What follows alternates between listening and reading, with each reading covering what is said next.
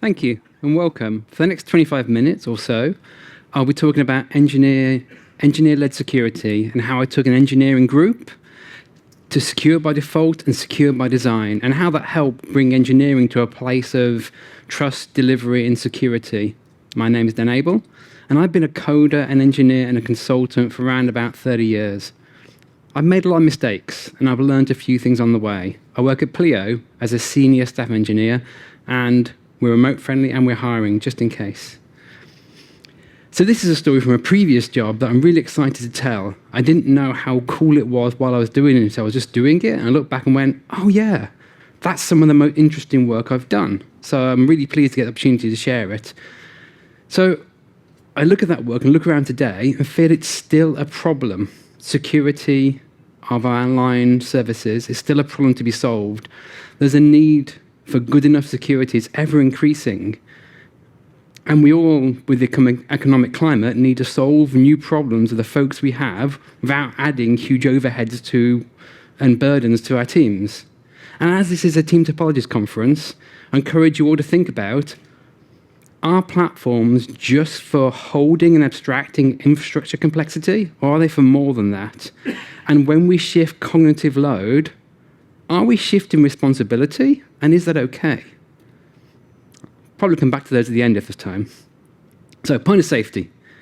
I have a strong interest, quite excited really, about security. I love thinking like a hacker, but I'm not an expert. I have no training, formal training.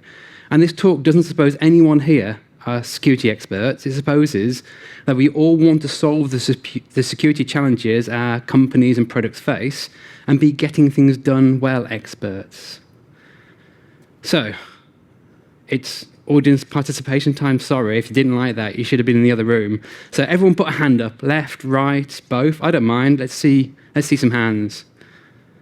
Thank you. Good. I know you're all alive. So thanks. You can put them all down now for a second. So here's a few questions. And if this question you feel, yes, it resonates with you, stick a hand up, and then keep it as we go through the questions. First question, who worries about a bad actor penetrating their systems or their work systems? Cool.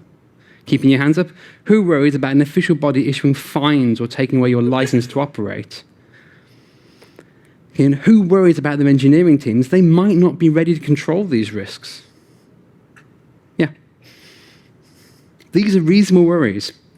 There's been scary stories in the news. I was listening to Radio 4 this morning, and they were talking again about the Co-op and Marks and Spencer's, major UK supermarkets that were hacked, major operational issues, and it's affected the stock market. I was saying this morning, it's not just a thing that happened to them, it's damaged our pensions. But sometimes it's more subtle than a direct hack and a shutdown of a system. And sorry, I wrote this slide. Didn't know Booking.com were here talking, so if you're in the room, sorry. They have some troubles. The UK Cybercrime Agency issued a phishing threat warning for people to be careful when they're using Booking.com. They get trapped into things that don't exist. And DoorDash not only had a major breach that leaked credit card data in 2024, but in 2025 in a trial, a 2.5 million driver scam was revealed that drivers are using their system to take money out of £2.5 million out of their system. That's quite scary. So perhaps those stories brought you into this room today. So that's the promise of this talk. I'll share with you how I tackled this challenge at the place I worked and tell you how a small team explored, solved, and scaled a security solution and how you could do similar using familiar shapes and engagement models that you know from team topologies maybe. So let me set the scene and tell you about TES Global and the challenge we faced. So TES Global as a company is more than 100 years old. It originated as a newspaper supplement for teachers, the Times Educational Supplement. It developed into a publishing company producing its own magazine, and it's now a digital products company for teachers and schools. And back, wibbly wobbly, time machine, back to 2015, engineering and IT started afresh. They acted like a little startup bubble inside the company, generating a modern database approach to providing school products. And how did that look? Engineering at TES Global consisted of 50 remote engineers, designers, product managers making up those teams, working in product-focused, autonomous, flowing teams. Teams are optimized for flow. They built, shipped, and supported their products, released when they're ready, no external gating, and they made trade-offs to get to market. find product market fit. It was the job of the teams to do that. It got things done and supported innovation. Delivery process worked. It was actually really good fun to work there. It was value. We knew this was good stuff. And then as this model worked, this success brought new challenges. We grew much of value. And then we needed to protect it. So success had made TES more visible digitally and more of a target. So outside, global cyber threats are increasing, and so were government requirements. And inside, the technologies we ran became much more complex, and the data we collected much more personal and sensitive. So story time. In my role, I helped collect lots of rich data about our users. TES was a market leader for teaching jobs, and part of my job was digitizing the experience of hiring teachers for schools. We moved from emailing PDF applications to holding that data to make it much, much easier to apply for multiple jobs. We supported dynamic matching, hands-on personal recruitment services. All that needed richer and more personal data, shared for longer. I think the point where I suddenly realized what I'd done was when you apply for a teaching job, it's not just the normal things applying for a tech job. You supply things like your criminal record, your religion, your sexuality, and for our remote recruit stuff, your favorite bus stop. And I realized I've got a database of the quarter of the teachers in the UK, and I know all that about them. If that leaked, just like Marks and Spencer's and the Co-op having more effect than on their companies, but on the stock market, I could damage the UK teaching industry if I made a mistake in how I held this data. This was serious stuff. TES was also aware of this risk. It wasn't just me sitting there going, hey guys, do you know about this? Then they weren't fools. And they were seeking external advice to place controls on how we manage this data. And this generated another threat to our empowered product teams. Our operational velocity, the ability for us to deliver, was threatened by a likely business reaction to this threat. Late in cycle checking, formal gatekeeping, you know the thing. The thing we don't like is taking away the power from the team to make good choices. Much increased friction, much harder to get things done, bigger batch sizes, just all that stuff we don't like. So engineering needed a way to deliver value safely into this world. How could we solve this? As a staff engineer, I could see these threats coming. I wanted and I really needed to work it out. I loved how our software delivery flow worked. So I knew we needed consistent and good security across all our products that respected the drive to ship. And it shouldn't slow down our teams without the reason being clear and important. And of course, the shape of the solution shouldn't be creating more silos. So I thought the problem could be solved by engineering. I thought I could help with that solution, placing the security mans where the work happens and then supporting our product team's needs. So why did I think that was the right solution? Because most people hire a security team, maybe have security champions, and centralize the problem. Why did I think this other option was good? So I was inspired by, I hope I pronounced this right, Sharon Leitz, a security industry leader and a founder of the DevSecOps movement. If someone doesn't know what the DevSecOps movement is, it's a movement to unsilo security work and embed it into delivery, just what I wanted. Now, Shannon gave a talk at GoTo 2015, up there, I think, that said, teaching a security person how modern software development works takes a lot longer than teaching a developer how to understand how to make security happen. And that drove me forward. I thought, yeah, I can do this. But how can I make the transformation happen? So I pitched the idea to my head of engineering, Marco, to have a team that would hold the challenge, provide security support to teams, and to assist teams in taking security actions.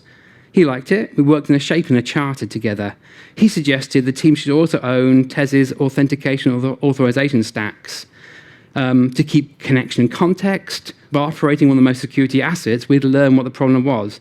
It turned out it did a lot more than that, which I hopefully loop back to. So we began with a proof of concept team that ran for 6 months, seconding 2 engineers from existing teams to join me. So here's a question I want you to ponder as I talk through more details of what we did. What shape of team is the right one here? Is it an enabling team? Is it a platform team?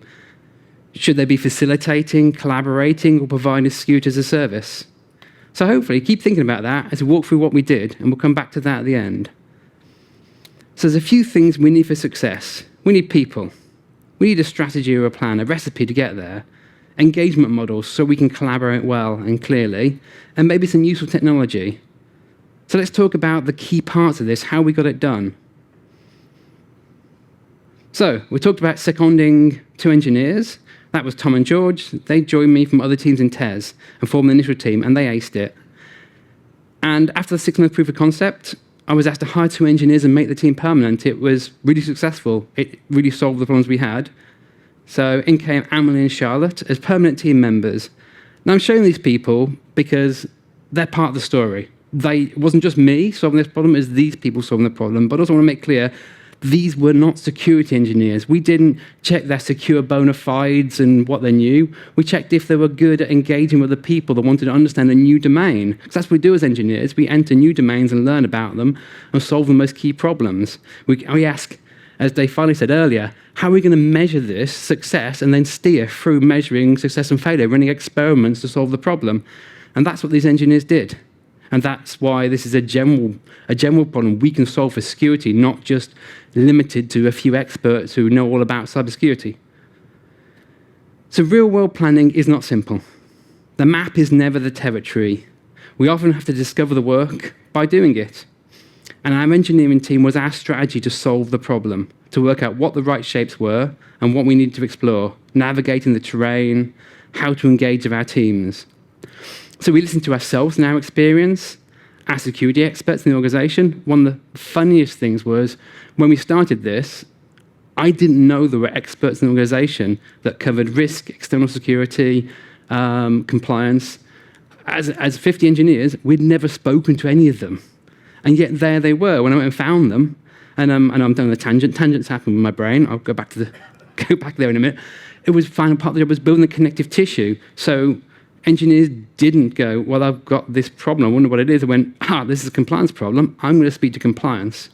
So we linked up these experts in the organization, but we also talked to our teams. Our teams were experts in what they did and owned. They were the only people who could tell us what was the most important thing to protect. Now, in the time we have together, I can't knit a jumper out of all these threads that tells you everything we did. So I'm going to share a simplified story looking at some of the most important things we did.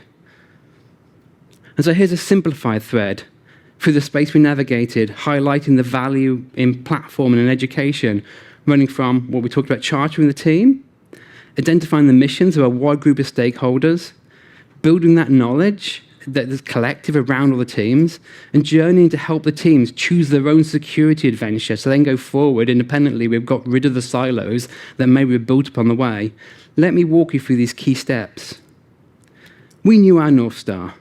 Place security at the heart of what our engineers did. But if this new initiative was not to fail, we needed clear direction, a first base camp. We needed to know what was important for everyone, so folks would buy into this disruption and accept the new demands ahead. So we ran 4 workshops. We invited experts, the involved, the impacted, and we asked 4 questions covering internal and external security, compliance and process.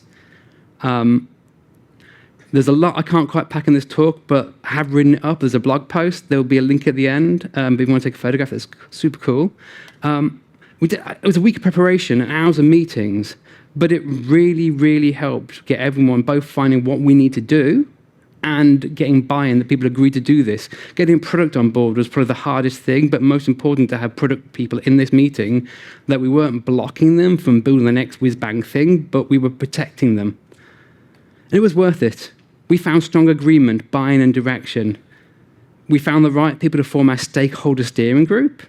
We managed to build a risk register, something that turns out TES was crying out for. They had a risk register, but the data for engineering wasn't on it. Now we had a much better risk register, and that could fuel our team. So as a team, we might police what's going on and say yes or no, or we might fix leaky buckets where we could see data rushing out.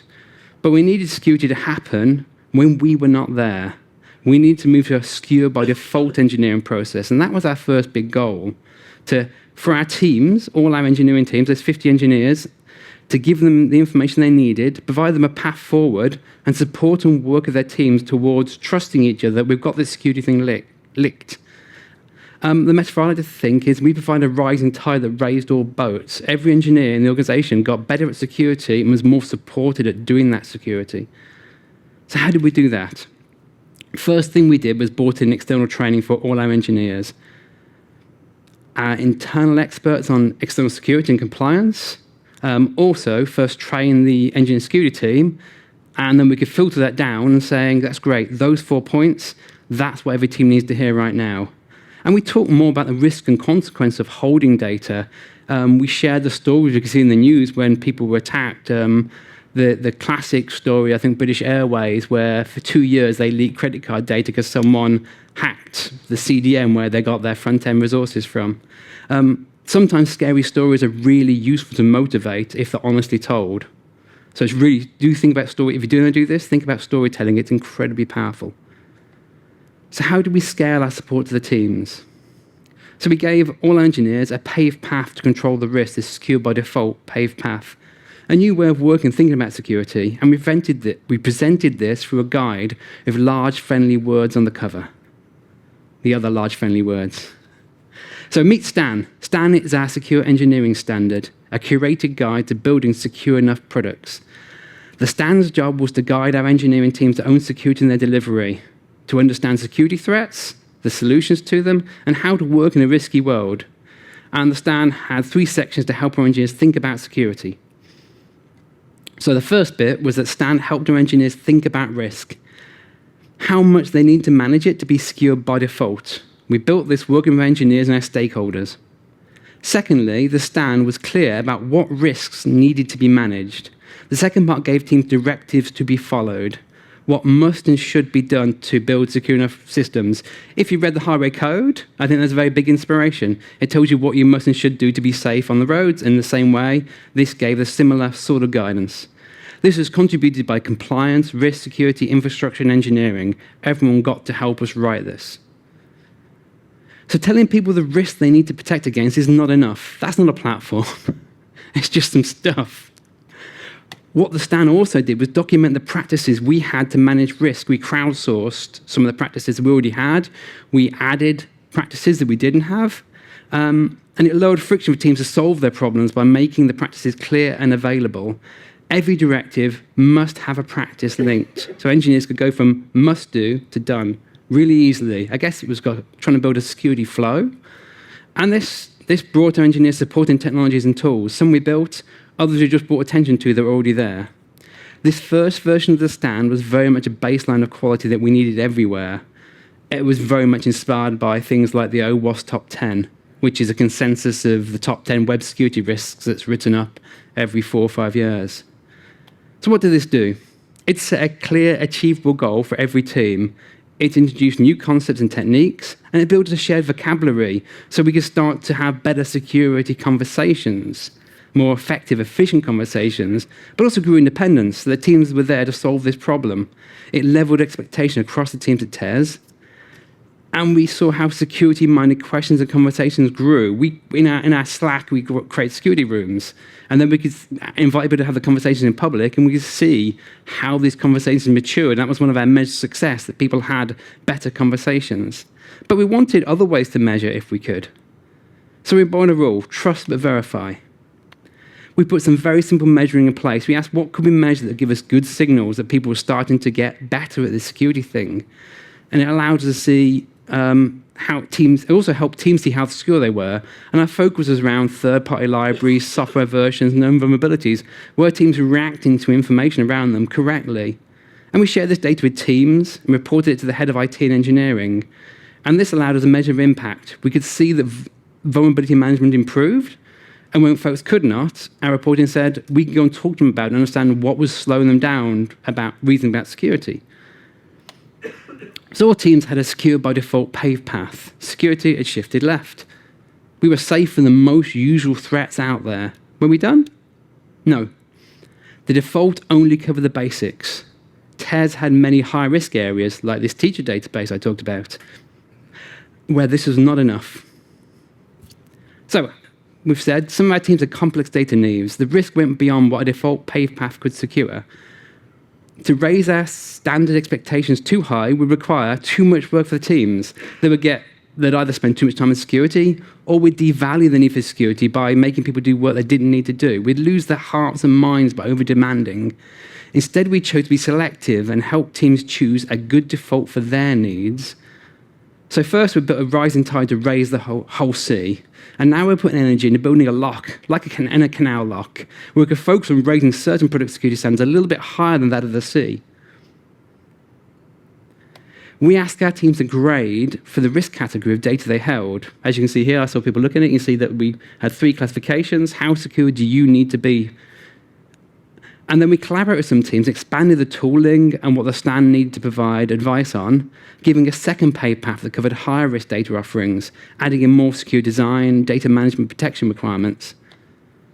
So we're 20 minutes in. There's a lot more I could talk about. But in all our work, our goal was to reduce the risks in engineering. That was our goal. Remove any siloing of the solution, freeing up our teams to keep flowing. And by building connections to knowledge, by guiding and automating, by avoid being the police or the brakes, only using our authority as a last measure, we solve security. So the STAN, our paved paths, their reporting frameworks, I think we built a self-service platform for engineering security needs, allowing the security team to focus then on the next incoming gnarly problems or onboarding a new team, offering bespoke or novel support. One of the things I spoke at the start about, Marco, our head of engineering, saying own authentication authorization was brilliant because actually it stopped us being an enabling team and made us think about we're the platform. We're the platform security that we're the gateway for our users to be safe coming to our platform. So thank you for your attention so far. We're coming to the end of our story. It's time to think about the impact the work had, and I can tell you what value did we add. I think the summary, I would say, for success at scale was teams made better choices. They prioritized security outcomes much better. Our estate got smaller, less flabbing, secure in many ways. But I've got a few richer angles for you. Back when I was in the middle of this work, I did my first presentation on it. I interviewed several folk who were impacted by this work. I don't have time to show the videos, but I've drawn out a couple of quotes. So when we started, operations was where security fell. They got it because it didn't go anywhere else, and they owned production. And they were frustrated, and this changed. Operations said, it's changed a lot of mindsets. Security has moved from an afterthought to something we do. The risk team, as I said, was isolated and disconnected from engineering. Afterwards, risk said it brought the most valuable assets engineering has into security. And engineers didn't have the tools and didn't know what was expected. And then later, one of the senior engineers said, everyone knows where to go. Engineers are empowered to use secure by design in everyday work. And we got unexpected gains, things we didn't expect. Authentication was made more secure. We found a couple places where the passwords were available where they shouldn't be. We closed that hole. We ran hacker games. And then the next day, we saw engineers fixing holes they could see from the hacker games that were existing in our site. It went from, try and hack this play site, to we've fixed our production site within 48 hours. High-risk data was moved to safer stores. We separated out the data and moved it and said, this high-risk data needs to go over here. It doesn't go with the other data. And then we can lock that down and pay more money for the security. Sensitive data encrypted in our message queues. We didn't put things in our message queues anymore that wasn't encrypted if it was sensitive. And we standardized, because we standardized security, when we did get a credential stuffing attack, we were able to move very quickly. We could see across our estate what was going on. No longer was different security practices scattered around, meant we couldn't react maturely to a problem. And, oh, this is my favorite one. I was telling someone at lunchtime. One day I got a phone call from my boss, the head of engineering, said, the board's really cross. And I went, oh, what have I done? He said, they don't understand your report. It doesn't make any sense to them. And I went, the board's reading my reports. This is unexpected. And so it was really delightful to be able to go and say, right, we're going to replan next week, and we're going to produce a new report that tells the board our security state. So it's amazing when you start to work on this stuff, how far it can go, how valuable it can be. So as we come to close, I want to share some final thoughts of how you can explore this journey by yourself. security threats are only going to increase. I'm amazed how it's changed from when I wrote this talk originally to what the situation is right now and what's happening in the real world. Engineering is optimized for a purpose, and there is so much to do in so little time. So remember, the ocean is huge and a boat is small. Given these constraints, what do? Don't make an attempt to build a police boat so fast you can be in all the right places at all the right times. Build a tide that raises all your boats up. Transform engineering to take the strain of security. I honestly think it's the only way. So how to start? I'll give you 4 tips. Begin with a team with a big goal of improving software security and tell them they're not allowed to become a silo. Ensure they're connected to the wisdom and the real problems. Together, work out what you'd do to begin to move the needle across your business. And bring everyone along. You can't go faster than your teams can go. So, team topologies time. What sort of team were we? So we provided training and stories. We offered the Stan and the stuff behind the Stan as our self-service platform. And we also owned and operated key components for our teams. They didn't have to think and worry about authentication authorization because we did. But also we advised teams, collaborating on challenges. We facilitated security design sessions, threat modeling. We provided choices and direction, reporting outcomes. But we were not the experts. Our advisors were the experts. Our teams were the experts. We sat in the middle and tried to make things happen. And we made it clear that teams owned their security response, not us. I think in my mind, it makes the platform team that collaborated, facilitated, and connected up expertise. And made the best go at offering the complex area of security as a service. And I'll leave you with the thought, what do you think? Have a think about that. Maybe there's 1 minute left for questions. You can all grab me afterwards. Now, did we reduce cognitive load in our teams? I was thinking about this because in the keynote. I think yes and no. We made the challenge clear, and for some teams, we placed new demands on them. But we supported that challenge with an internal developer platform. So I think, see, the key thing for me is teams need to remain in control of their product security. You can't outsource product security. They are the best people to own this. And, well, no silos, give it to the team. But they no longer need to solve their problems from the bottom up. They didn't have to go from 0 to hero. We raised them up, and they could just take that little tiny last step. Provided paved paths and many pre-rolled solutions to common problems. We abstracted away the nuts and bolts. And I think with this, they could better reason about security of their product and their data, and so they can make secure products easily. So I think we moved just enough cognitive load to allow the teams think about what was so important, which is, do we need this data? How do we use this data? How do we protect this data? So that QR code and that link will take you to a page that contains supporting materials, deep dive blog posts, a set of great articles that inspired me, organizational change backgrounders, and some really scary stories of what's happened to various companies in the last year. Cool, I think we might be almost at time. Thank you.